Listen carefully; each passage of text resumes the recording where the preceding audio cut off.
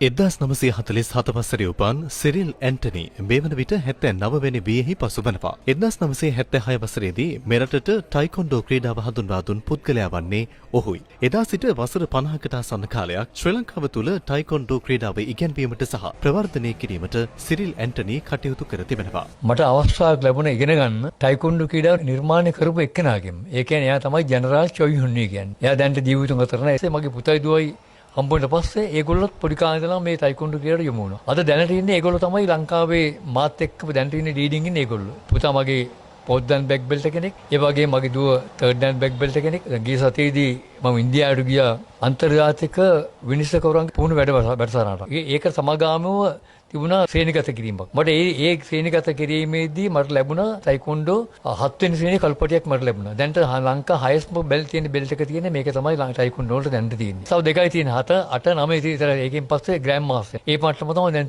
එන්නේ. ඒකට මම හිතනවා ඉදිරි කාලෙදී මට යන්න පුළුවන් වෙයි කියලා. මොකද මම බලාපොරොත්තු වෙනවා ඒක දිගටම කරන්න කියලා. මට අවුරුදු 78ක් වුණා. මම තාම නිරෝගී මම තාම ඒක කරගෙන යනවා. මම තාම ලංකාවේ දැන් තියෙන 7 වෙනි ශ්‍රේණි කල්පටියක් තියෙන එකම පුජ්‍යලයා ටයිකොන්ඩෝ වලට. ටයිකොන්ඩෝ ක්‍රීඩාව වෙනුවෙන් තවදුරටත් කටයුතු කිරීම සිරිල් ඇන්ටනිගේ බලාපොරොත්තුව වනවා. සිය අධිෂ්ඨානය සහ කැපවීම ඉදිරියේ වයස යනු ඉලක්කමක් පමණක් බව ඔහු මෙරට ක්‍රීඩක ක්‍රීඩිකාවන්ට ලබා දෙන ආදර්ශයයි.